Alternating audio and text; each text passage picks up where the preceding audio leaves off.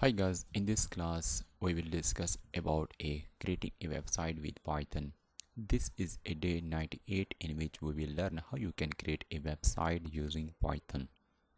You know the different topics we have discussed in previous days, but in this class practically how you can create a web application using Python. In the day 98 creating a website with Python.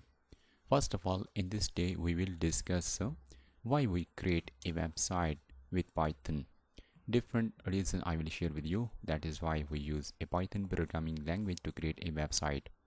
Libraries needed to create website with Python. There are different libraries package you have to install if you want to work with website using Python.